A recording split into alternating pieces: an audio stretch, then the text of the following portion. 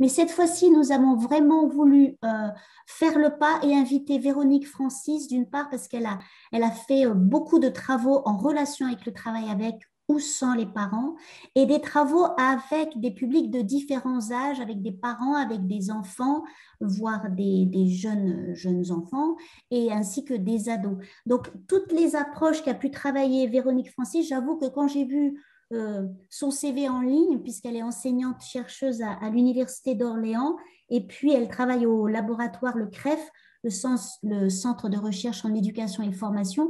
J'avoue que je me suis dit que là, il y avait vraiment matière à expérience, à exprimer tout ce qui pouvait se faire en matière de coéducation, attente au niveau des parents, attente au niveau du système éducatif, mais aussi cet élément peut-être qui paraît anodin, c'est que le numérique prend une place importante dans cette interface.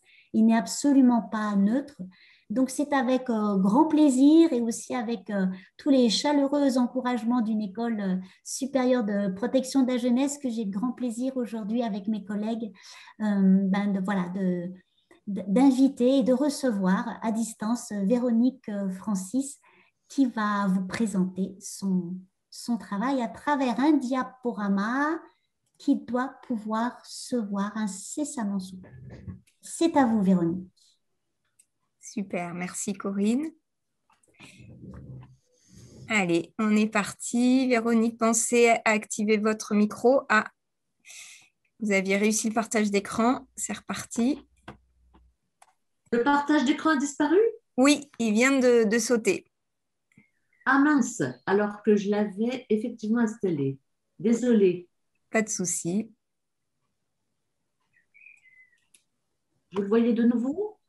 Ça arrive. Oui, Parfait. super. Voilà, pensez à le mettre en mode lecture et puis tout sera... En mode lecture, alors voilà, non, pas du tout, pas du tout.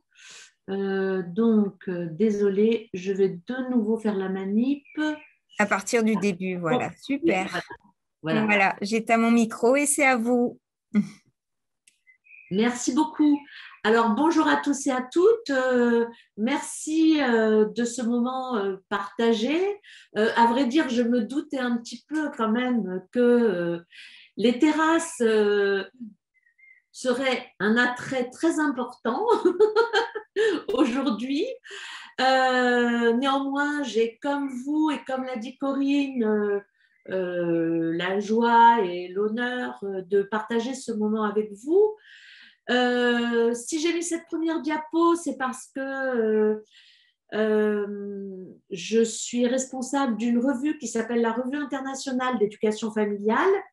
Et pour prolonger les réflexions, pour prolonger les échanges, éventuellement, vous avez ici le lien vers la revue qui est disponible sur Kern en accès gratuit pour les numéros anciens et en accès gratuit aussi si votre institut a un abonnement à un bouquet de revues scientifiques, dont la Revue internationale d'éducation familiale. Et sinon, vous avez aussi la possibilité d'avoir accès aux résumés, d'avoir accès à l'Armatech, c'est-à-dire la bibliothèque numérique sur l'Harmattan, qui permet de consulter ou même de vous procurer les numéros qui vous intéresseraient. Alors, comme Corinne a signalé que je m'intéressais au numérique et en particulier à la place du numérique dans les familles, dans les relations parents-enfants, mais aussi dans les échanges entre les institutions éducatives et les familles, eh bien, j'ai mis ici la couverture de ce numéro que j'avais coordonné avec une collègue d'une université espagnole, Technologie numérique, les liens famille-professionnelle. À l'époque, je crois que le dossier de cette revue est paru en 2014. À l'époque, dans la communauté de chercheurs et de professionnels, on se demandait quand même si ça n'était pas un espèce d'ovni, ce titre, parce que ça paraissait extrêmement étrange d'intégrer les technologies numériques dans les liens entre famille et professionnels. Pourtant, On était au début de cette situation où les blogs dans les écoles, mais aussi les blogs des parents sur le net montraient l'activité assez importante déjà des parents sur ce que j'ai appelé par la suite dans mes travaux le web parental. Autrement dit, cette partie d'Internet spécialisée sur les questions éducatives et où les parents faisaient part de leurs expériences, mais aussi les professionnels faisaient part des outils qu'ils mettaient à disposition des familles pour faciliter les échanges et fluidifier les communications qui, autrefois, ne pouvaient avoir lieu que par le face-à-face, même si, évidemment, les communications téléphoniques, les communications par les supports tels que les cahiers de liaison, les cahiers de correspondance, les carnets de correspondance, etc., sont présents depuis très longtemps. Alors, aujourd'hui, j'aimerais partager avec vous une réflexion sur le thème « Travailler avec ou sans les familles ». Et je vous annonce tout de suite que je ne suis absolument pas pertinente et spécialiste de l'enseignement agricole. Donc, je tiens à préciser que je souhaite développer cette réflexion avec vous. Autrement dit, l'idée, c'est d'apporter des éléments qui pourront contribuer au dialogue, qui pourront contribuer au questionnement, et en aucun cas, c'est un discours expert sur les spécificités de l'enseignement agricole. Donc, j'espère que vous serez indulgents et indulgentes concernant ce point.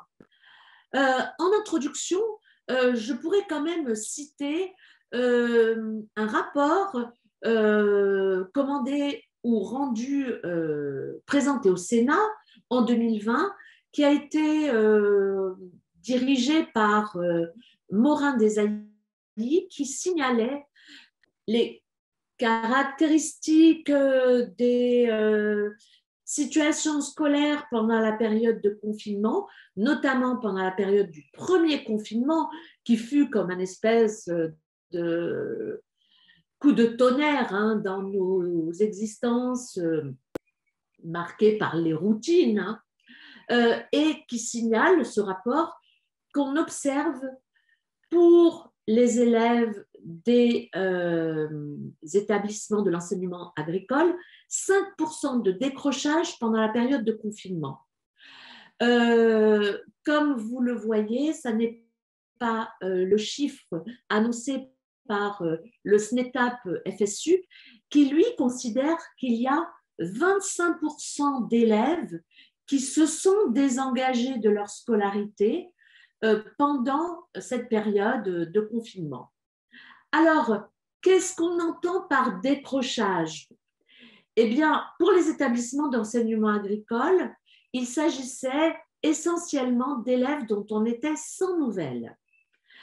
Un certain nombre d'élèves non décrocheurs, pour reprendre les points abordés dans ce rapport, ont connu des difficultés pour suivre un enseignement régulier et notamment pour suivre un enseignement à distance. Et je fais tout de suite le lien avec la question du numérique, parce que pour diverses raisons, ces difficultés étaient liées à une absence de matériel, à une absence d'infrastructure, ou bien quand il n'y avait pas absence, ce matériel ou ces infrastructures, la possibilité de connexion notamment, étaient partielles. Prenons l'exemple d'une famille, 4, 5, voire 6 personnes. Certes, il peut y avoir un ordinateur, c'est la grande majorité des cas aujourd'hui pour les foyers dans l'Hexagone en tout cas. S'il n'y a pas d'ordinateur, il y a un téléphone multifonction, donc généralement il y a une connexion par la 3G, par la 4G. On peut considérer que pratiquement 100% des foyers sont connectés. Mais cette connexion est plus ou moins stable. Cette connexion permet certaines activités, tandis qu'elle rend d'autres activités compliquées.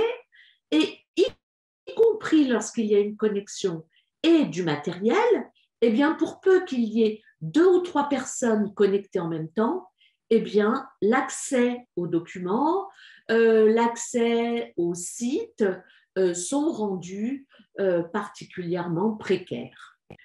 Donc, voici ce que l'on appelle les difficultés pour les élèves non décrocheurs.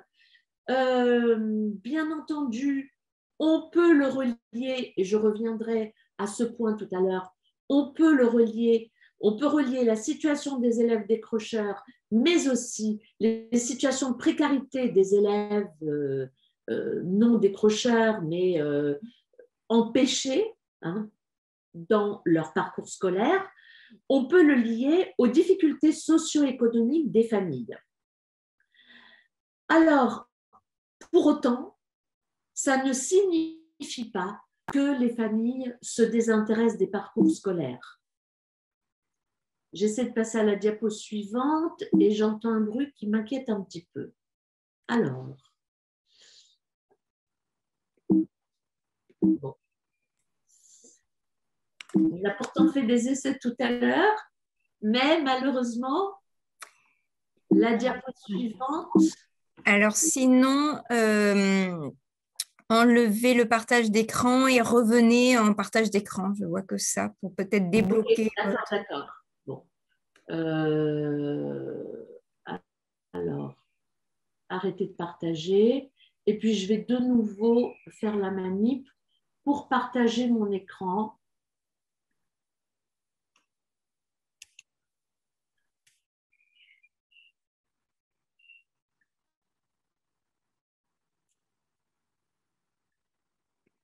Bon, voilà, super.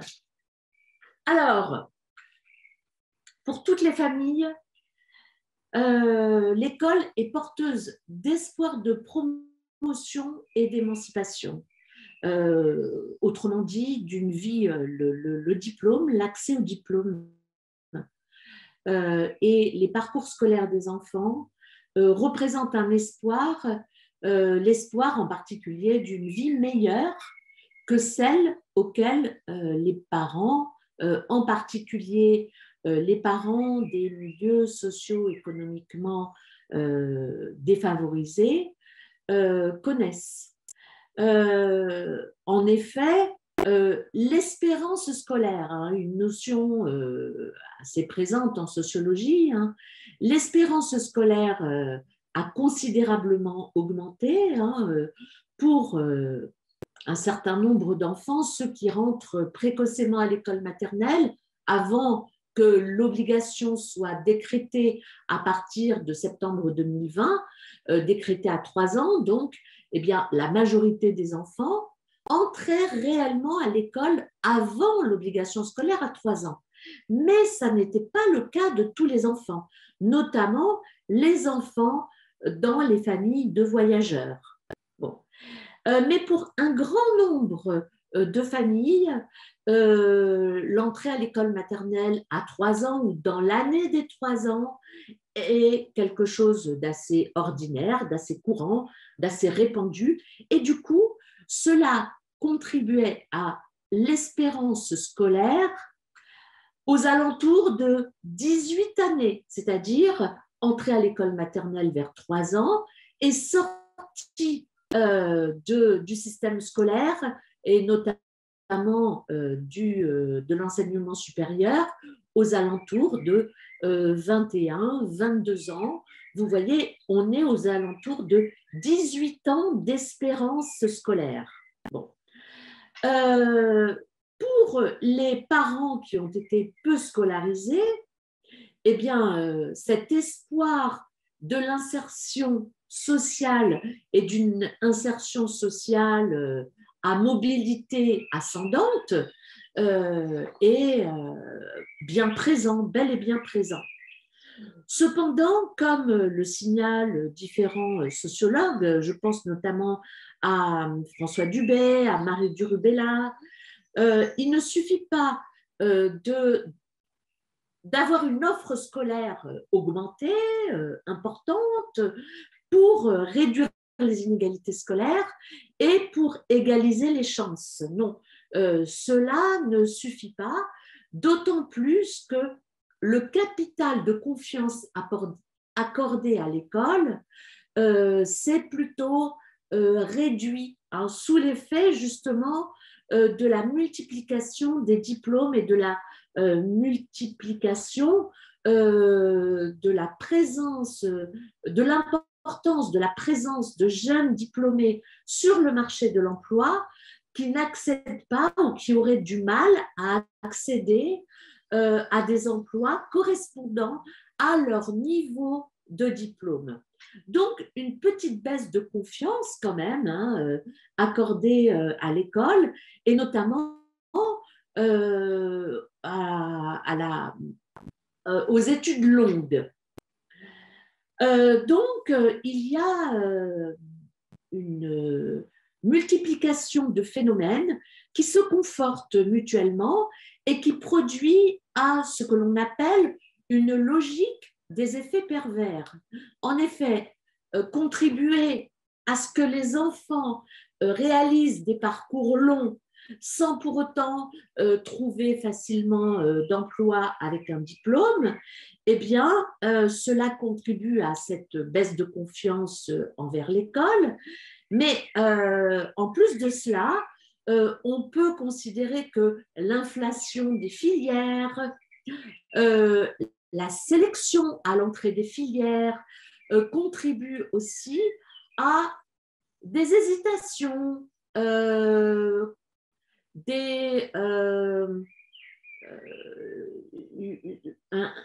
une réduction de l'optimisme, pour ne pas parler de pessimisme, à propos des parcours scolaires longs. Bon. Cela est particulièrement vrai pour les milieux socio-économiquement défavorisés parce que eh bien, faire des études, c'est d'une certaine manière être potentiellement en situation de s'éloigner de son milieu d'origine.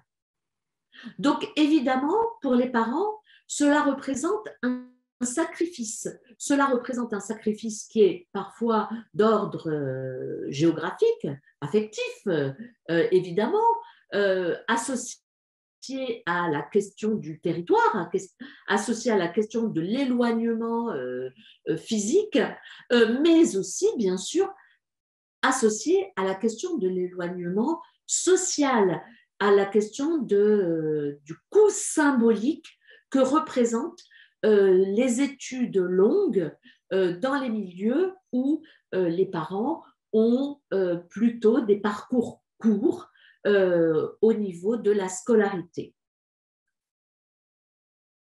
Alors, diapo suivante, eh bien oui, tout va bien. J'aimerais faire une petite focale, même si vous connaissez les évolutions des situations familiales. Petite focale donc sur l'évolution des situations familiales et la diversité et les évolutions aussi des attentes sociales. Bon, les situations familiales, quelques évolutions que vous connaissez parfaitement, mais les chiffres nous donnent parfois une mesure un petit peu différente des situations parce que on n'estime pas forcément dans les établissements scolaires la situation à l'échelle nationale, ce qui est bien logique. Parmi les évolutions familiales tout à fait importantes intervenues lors de ces dernières décennies, la place des foyers monoparentaux. Alors, les familles monoparentales existent depuis fort longtemps. Elles n'étaient pas identifiées comme telles. Hein. Les termes qui étaient utilisés étaient d'ailleurs souvent assez violents, manifestant l'exclusion dont les enfants issus de familles issus de familles monoparentales pouvaient être l'objet, hein, des exclusions dont le vocabulaire soulignait la violence, que l'on retrouve parfois évidemment dans la littérature, peut-être parfois aussi dans certains établissements. Hein. Aujourd'hui, 18% des enfants mineurs vivent dans un foyer monoparental. Cette notion, ce qualificatif, est assez ambigu aussi, hein, parce que, on le sait, les foyers monoparentaux sont aussi amenés à des évolutions, autrement dit, aux évolutions liées à la recomposition familiale. Les mères isolées ou les pères isolés, mais c'est beaucoup plus rare. Les mères isolées sont amenées à vivre une situation de couple, une conjugalité ou parfois plusieurs situations de couple successives. Hein. C'est particulièrement le cas dans les contextes de précarité. Donc, ces situations vont impacter, bien sûr, les situations de nos élèves, les situations de nos étudiants et étudiantes, et cela n'est pas sans impact sur les parcours scolaires. Bon, la question de la monoparentalité est aussi étroitement associée aujourd'hui aux évolutions quant à l'âge des enfants. Auparavant, la monoparentalité pouvait être liée à la séparation du couple. Et les enfants se retrouvaient à vivre avec les mamans. C'était souvent, et c'est encore souvent le cas. Mais aujourd'hui, la monoparentalité intervient parfois dès la petite enfance et dans certains cas même en amont de la naissance de l'enfant. Et cela n'a pas tout à fait le même impact. Bon, on le voit ici concernant les chiffres. 10% des enfants de moins de 3 ans vivent dans un foyer monoparental. Cela concerne 22% des enfants de 12 à 17 ans. Autrement dit, les liens conjugaux sont fragilisés au fur et à mesure que les enfants grandissent. Et cela concerne plus souvent les milieux socio-économiquement modestes. Bon, on observe aussi dans les situations des familles des cumuls de précarité. Bon, on observe des précarités, mais aussi des cumuls de précarité. Par exemple, des conditions de logement difficiles pour les familles confrontées aux précarités, des conditions de logement difficiles qui vont donc impacter les parcours scolaires. Je ne développe pas trop parce que vous voyez bien les conséquences que cela peut avoir sur le bien-être de chacun des membres du foyer, et en particulier pour les enfants, pour les jeunes et pour la possibilité de se consacrer au travail scolaire hors l'école, situation qui existe de manière assez marquée dans le contexte français. Vous me direz ce qu'il en est à propos de l'enseignement agricole, mais quoi qu'il en soit, dans l'enseignement ordinaire, dans les filières ordinaires, dans les filières de l'enseignement général, c'est quand même un aspect très fort du travail scolaire de l'élève. Le travail scolaire est réalisé dans le contexte de l'établissement, mais bien entendu également dans le contexte du foyer ou du secteur associatif lorsque des relais existent. Alors, les situations de précarité touche plus fréquemment les femmes. Cela n'est pas sans incidence non plus sur les parcours des jeunes, parce que quand on sait que 71% des parents bénéficiaires des minima sociaux sont des mères qui élèvent seules leurs enfants, on sait aussi que les mères sont confrontées, les femmes sont confrontées plus que les hommes aux situations professionnelles complexes. Par exemple, les temps partiels et notamment les temps partiels à des périodes de la journée où les enfants ont plus particulièrement besoin de la présence des parents au foyer. Autre indicateur de vulnérabilité, j'ai focalisé sur celui-ci parce que, évidemment, cela va toucher les enfants qui ont des parcours scolaires plus complexes, l'insécurité linguistique des familles. Cela peut être évidemment des familles récemment arrivées sur le sol français, dans l'Hexagone, mais cela peut être aussi des familles françaises qui sont des familles de nationalité française qui vivent dans les territoires ultramarins, des familles françaises qui vivent de longue date sur le sol français, dans l'Hexagone, mais qui néanmoins n'ont pas connu de parcours scolaire suffisamment développé ou n'ont pas d'insertion professionnelle dans des milieux qui contribuent à une parfaite aisance linguistique aisance qui va leur donner l'assise nécessaire pour dialoguer facilement, de manière fluide et accepter aussi les échanges avec les établissements scolaires. Accepter sans anxiété, sans inquiétude, sans développer de vulnérabilité particulière dans les échanges avec les professionnels. Du coup, les familles et les institutions, de fait, par rebondissement, font face au risque de l'échec scolaire et éducatif. C'est un point que j'ai traité dans un article dans le traité d'éducation familiale et qui finalement, même si cet article date de 2013, on constate qu'aujourd'hui encore, les situations des parcours scolaires se sont largement complexifiées pour certaines familles et cela est dû en particulier à la place de plus en plus importante qu'occupe le numérique.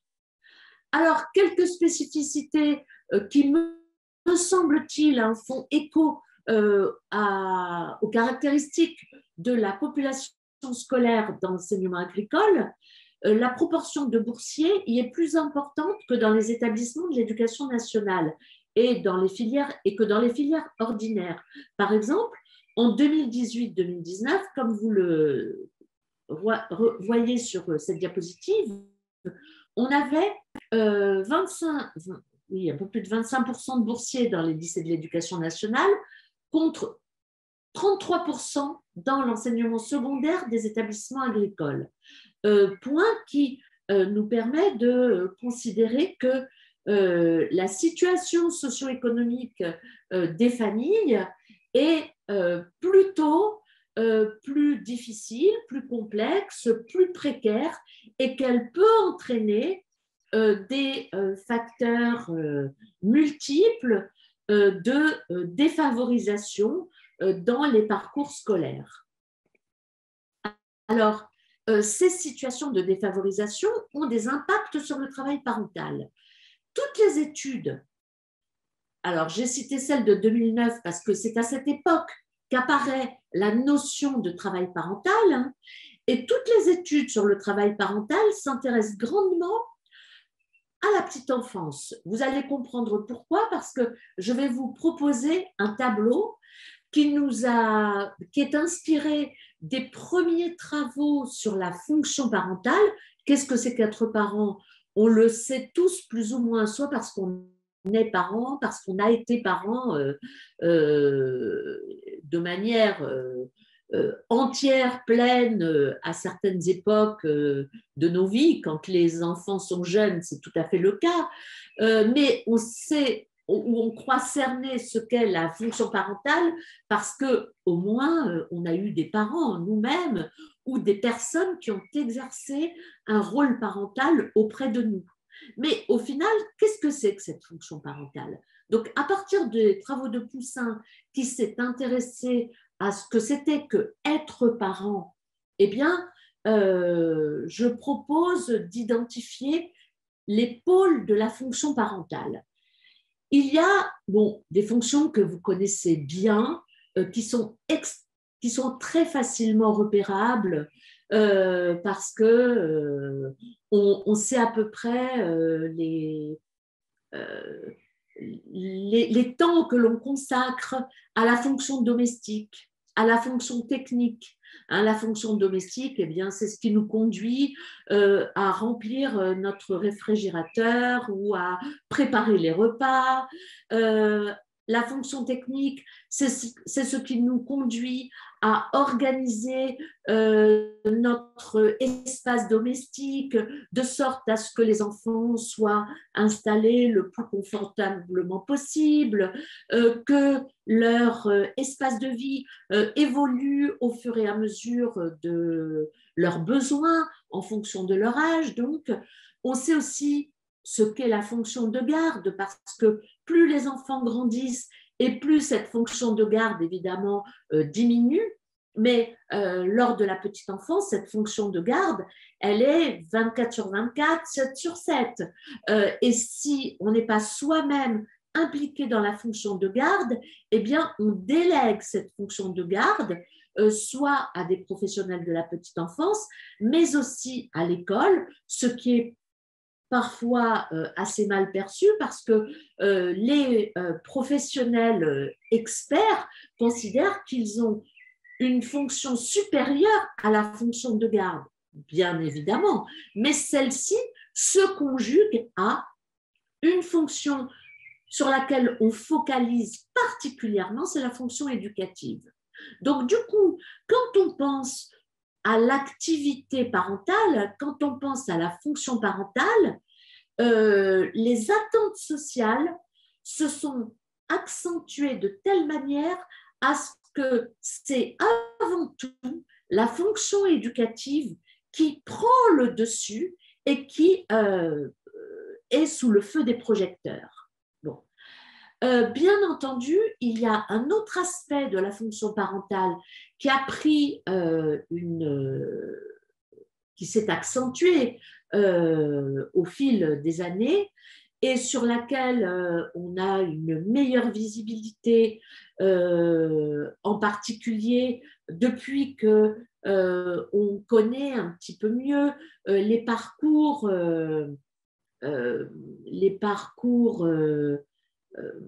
disons, spécifiques, les parcours des parents à besoins éducatifs particuliers, par exemple les besoins des parents dont les enfants rencontrent des problèmes de santé, sont en situation de handicap, eh bien, on sait que la fonction de suivi et de référence sociale pour ces parents va être largement amplifiée. Alors, qu'est-ce que ça veut dire? Ça veut dire que dès lors que l'enfant rencontre un problème de santé, aussi minime soit-il, votre enfant doit être équipé de semelles orthopédiques, votre enfant doit être équipé d'un appareil dentaire, eh bien, cela exige une fonction de suivi auprès des professionnels de santé, puisque j'ai pris ces deux exemples-là, mais si l'enfant rencontre des difficultés dans sa scolarité, eh bien, cette fonction de suivi, elle va aussi se doubler d'une fonction de référence sociale parce que vous allez faire le lien entre les différents professionnels qui suivent l'enfant ou qui ont eu l'occasion de rencontrer l'enfant. Du coup, vous allez réaliser l'historique de ce suivi et avoir cette fonction extrêmement importante, lourde, parfois chronophage, qui conduit bien entendu à considérer que la fonction parentale est exercée à des échelles très très variables. Moi, je peux dire que pour différentes raisons, j'ai bien entendu exercer chacune des fonctions que vous avez sous les yeux en tant que maman, mais finalement, elles ont été légères et dans le plaisir et le bonheur parce que mes enfants n'ont jamais rencontré de difficultés particulières tant dans le domaine de la santé que dans le domaine de la scolarité, par exemple. Donc, vous voyez, les parents font face à des situations qui sont très variées, très hétérogènes. Bon, du coup, j'en viens et là, vous avez la possibilité de me rappeler l'heure parce que du coup, avec le décalage, je n'ai pas du tout repéré l'heure à laquelle j'ai commencé cet exposé. Alors, il est à peu près 17 heures, Véronique. Et du coup, on est dans les temps ou bien… Il vous reste combien de diapos? Une soixantaine. Non, non, non, il me reste, je sais pas, Une dizaine. Une dizaine de diapos, mais je peux passer très vite. Alors, bon, je fais un tout petit point socio-historique sur l'évolution des relations entre les institutions scolaires et les parents. Parce que autant cet aspect est extrêmement présent dans la formation des enseignants et enseignantes des premiers et second degrés dans les filières générales, dans les filières ordinaires, dans les filières spécialisées aussi, parce que l'enseignement spécialisé est très, très en contact des parents, des familles, hein, plus particulièrement depuis que l'approche de l'inclusion s'est affirmée. Hein. Mais pour donner quelques repères très rapides, hein, on observe dans les années 1970-1980 l'institutionnalisation de l'ouverture de l'école aux parents, avec notamment la place des délégués de parents dans les établissements du secondaire, puis par la suite dans les établissements du primaire. Dans les années 80-90, c'est l'institutionnalisation de la coopération avec les parents. Donc là, on voit apparaître le souci de l'accueil des parents, de leur information, mais aussi de leur participation à la vie des écoles. Aspect qui concerne assez peu l'enseignement agricole finalement, puisque la moitié des enfants, je crois, y est interne. Donc, évidemment, la participation. Et puis, on n'est pas sur des territoires rapprochés, comme dans les établissements ordinaires, qui sont des établissements de proximité. Donc, du coup, la participation à la vie des écoles est évidemment très, très différente dans l'enseignement agricole. Dans les années 80-90, on assiste à l'institutionnalisation, et là, évidemment, je vous parle du discours du législateur, hein, l'institutionnalisation du partenariat avec les parents. Bon, donc, même si différentes recherches hein, mettent en cause, discutent ce terme hein, des parents partenaires ou du partenariat avec les parents, eh bien, évidemment, cela a impulsé des pratiques, des tentatives d'ouverture des établissements scolaires aux parents, de travail avec les parents, de coopération avec les parents. Et depuis les années 2000, compte tenu du souci, de la préoccupation de réussite de tous les parcours scolaires et éducatifs, les politiques publiques croisent les regards, ceux qui concernent l'école, le fonctionnement de l'institution scolaire, mais ceux aussi qui concernent les structures éducatives des communes, des territoires, de sorte à avoir une sensibilité, à avoir une attention et même une vigilance pour les parcours qui pourraient être fragilisés par un certain nombre de vulnérabilités. Du coup, du fait des programmes de réussite éducative, du fait des labels octroyés pour les communes les plus en difficulté, les labels de cité éducative, eh bien, cette institutionnalisation des relations interprofessionnelles, excusez-moi pour la coquille sur cette diapo, c'est accentué. Bon, depuis les années 2000, on observe aussi un autre aspect qui est soutenu d'ailleurs par le Conseil de l'Europe, hein,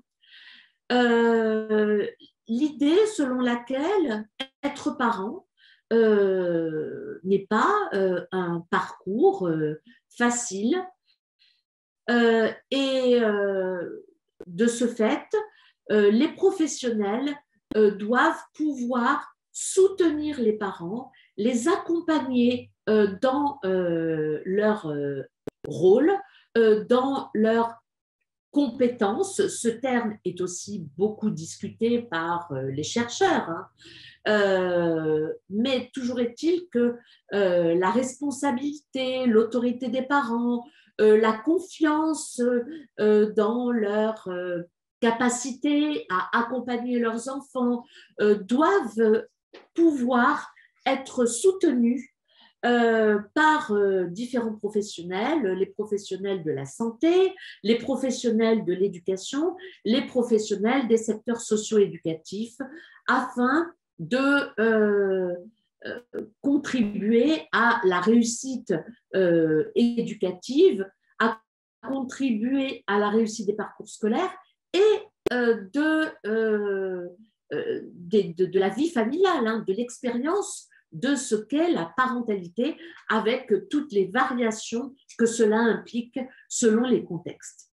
Donc, du coup, on assiste depuis 2 décennies à la valorisation de l'information, de la participation, de la collaboration, du partenariat avec les parents et plus spécifiquement la valorisation de la coéducation entre adultes qui interviennent auprès des enfants et des jeunes. Alors, une toute petite focale sur l'état des recherches, sur les obstacles qui peuvent intervenir dans les relations professionnelles avec les parents. Eh bien, les recherches ont tendance à pointer qu'il y a des représentations assez normatives de l'éducation familiale et du rôle de parent. Du coup, cela entraîne des communications asymétriques entre les professionnels et les parents. Du côté des parents, eh bien, notamment lorsque des difficultés interviennent ou lorsqu'ils se sentent éloignés, lorsque leur expérience les éloigne de la culture de l'école, ils ressentent un faible sentiment de légitimité, ils ont la perception que l'école porte des regards négatifs sur le fonctionnement de leur famille, sur leur possibilité de soutenir leurs enfants, et on observe des tendances à l'auto-exclusion de la part des parents, on observe des processus de retrait vis-à-vis de l'école, mais pas seulement l'école, hein, vis-à-vis des structures éducatives plus généralement, et on observe également des processus d'auto-disqualification on le retrouve dans toutes les enquêtes que l'on réalise auprès des parents. Pour finir, avant de vous laisser la parole, pour entamer les échanges, on peut considérer que les modalités de la relation avec les parents répondent à une typologie, en tout cas c'est un essai de typologie qui s'appuie sur des relations directes ou indirectes, des relations directes de type formel. Alors, autant elles sont très, très présentes dans les établissements d'accueil de la petite enfance, à l'école maternelle par exemple, des relations indirectes de type informel qui sont aussi très présentes à l'école maternelle, beaucoup moins à l'école élémentaire, beaucoup moins évidemment dans le secondaire, et des relations indirectes autour de la scolarité, c'est-à-dire des relations dans lesquelles le face-à-face n'est pas impliqué, hein, mais où la scolarité de l'enfant va être abordée grâce à l'intervention, grâce à la présence d'un autre professionnel, un adulte relais, un ATSEM. Ces relations indirectes peuvent aussi prendre des formes informelles lorsque des échanges existent, des échanges sur l'expérience scolaire existent dans la famille, entre le parent et l'enfant, entre l'enfant et sa fratrie. Donc, ces relations indirectes de type informel, eh bien, elles ne sont pas directement accessibles, mais elles sont aussi un support de la relation, d'une relation positive ou pas, et d'un rapport, et surtout d'un rapport à l'école positif ou plus difficile, plus complexe.